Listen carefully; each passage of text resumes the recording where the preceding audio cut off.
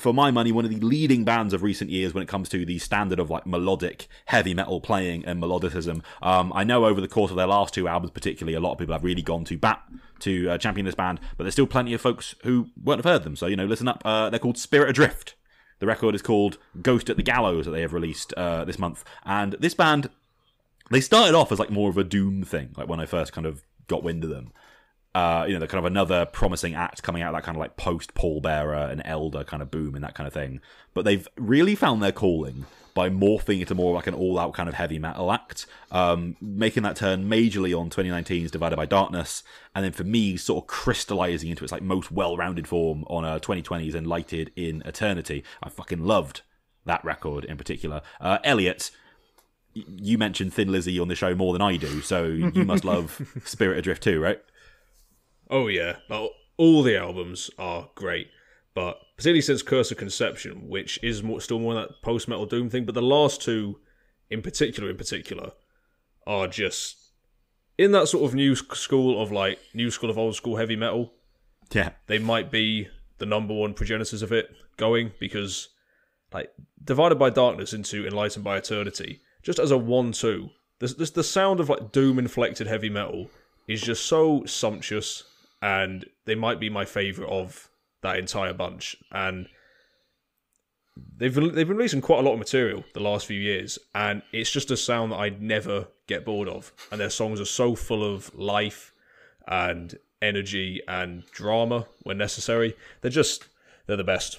Yeah, I was saying that like those 2 records was like 2 just fucking sensational heavy metal records inside like 18 months or something. And then you mentioned what they've done since, which is more like they've put out a bunch of extra things with like 3 years since the album. There's like EPs and a covers album last year to get like an insight into what kind of things are going on inside their heads. And then so I was very pleased to get like proper full length follow up to, for me, what was their best album to date. And like this sounds so cheesy, but I feel like Spirit Adrift are a band who, playing heavy metal and like classic rock music, it feels like just a very necessary spiritual thing for them. Like it's a thing they just have to do, right? Like there's no sense of like playing up for the camera or winking or anything. It's just like so unrelentingly sincere and really just like something they are putting their souls into. And I think innately for me, it just makes their songs feel like they're kind of putting their arms around me and lifting me up, because like I love, for me, Spirit Adrift, like they balance that like sword swinging kick-ass feeling that I love in a lot of heavy metal traditionalism stuff that we've had in recent years with like Visigoth and Summerlands and stuff like that, with this really like yearning, looking out into the heavens sort of emotion.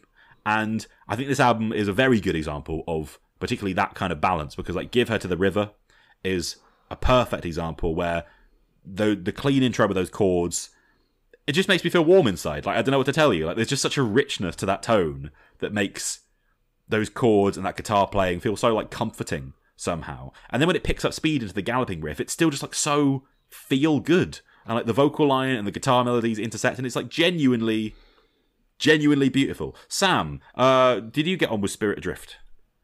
So I listened to, I think it was their 2017 album when that came out, and I wasn't crazy into it at the time. So they were more of like a doom band at that point in time, yeah. So I kind of just didn't bother with any of the other ones since then. Oh no, you missed out. I missed out so fucking much. This album fucking rules. Hell yeah. Good lord, when I hit play, and the moment that like I was like, oh cool, kind of like doomy heavy metal things, and when that galloping riff kicks in on Give Her to the River, I was like, the fist is pumping. Like sometimes you just, when you get that sort of classic trad metal thing, but with such a sense of drama to it, whatever going like too pompous and silly, and it's just like totally righteous. You've got to amazing. Listen to the previous album. Like, no, I absolutely have to. I absolutely fucking have ridiculous to. heavy metal record. But like when you get like the in the Fire We Transform kind of hooks on that song, and like again, it's a 7-minute song, flies by. Yeah. That Drama, tapping energy. riff that opens Barn Burner, I was like, God fucking damn, I'm so in on everything about this. It's got that like almost like slightly kind of Western cowboy kind of like feel to it at points as well, which I'm always going to go with. I think this is incredible. I'm very glad you've had like this kind of epiphany with them, because I didn't like an early record, so I was just kind of like, I don't know if I can ever be bothered, because I didn't realise they'd made the transformation and gone like, Oh man, so cool. Yeah, like Barn Burner is one of the most simplistic songs. That like the tapping lead at the start, in a good way, feels like about 50 songs you've heard before. Like it's so close to being like a wasted years or something. But it just sounds good to the ear. And then it just struts its stuff for 4 minutes.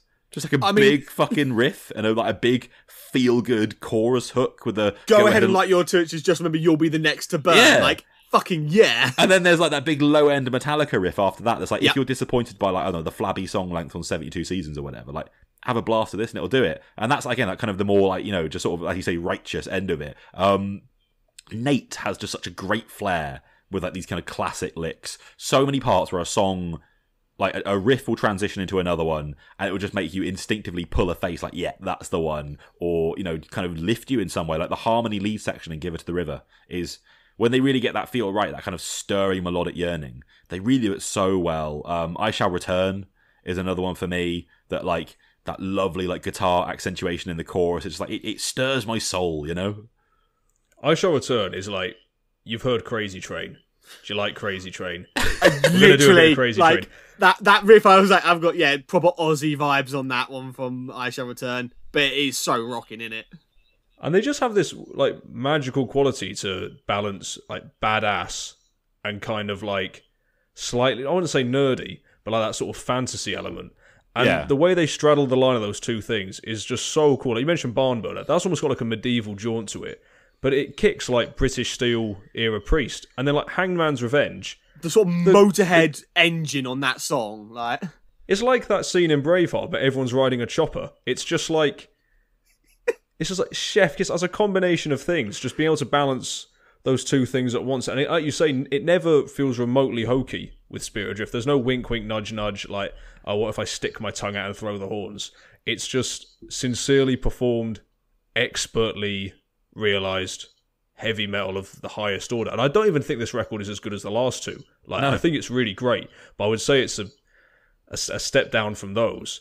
I mean, if you're saying that, I'm going to love those last two records. I think I Divided by Darkness, when they really lent into like the Aussie stuff, maybe similar to this. Enlightened Eternity is still comfortably my favourite one. But like again, it's kind of a trilogy now of these sort of more like Curse Conception. But that was when they started doing like kind of Metallica epics and stuff like that. It was like okay, it was like they were still kind of a doom band, but they were doing like these Fade to Black type songs, and it was like whoa, there's something here. And then they just went full on. You mentioned the kind of the combination of like really like fucking just full on hell yeah, but also a bit fantasy laden, and how it doesn't like one of the bands that I think do that for me is High on Fire, and like Hangman's Revenge. You said Motorhead, for me that's like that double bass rumble High on Fire thing, but with like High on Fire is so fucking like garbled and like a monster gnashing at your face, whereas this has that really melodic kind of tastefulness with it. And I think there's a really great like a kind of American feel to their music as well, which is like I know like a lot of their reference points are like Ozzy and Sabbath, but I think on this one you can really feel that kind of Americana backdrop to the music they make as well. The environment they're making, it's epic heavy metal made by people who have been surrounded from an early age by like Skynyrd and American.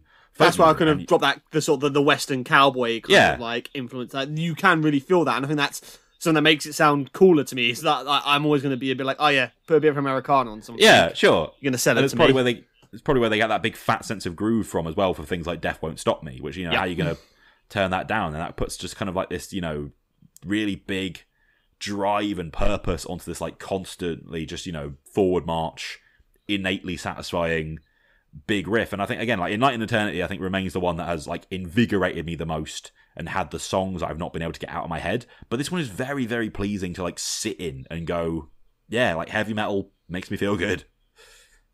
I feel like there's more moments of real mournfulness on this record. Like These Two Hands, that almost veers, as you say, into the likes of things like Pallbearer. Like the solo at the end is euphoric, but most of the song is a build up to that. And it's kind of like bittersweet and super weighty. And then the title track, like it's kind of a song of two parts, and the first is just this slamming dirge, the likes of which I don't think they've done to this extent for quite a while.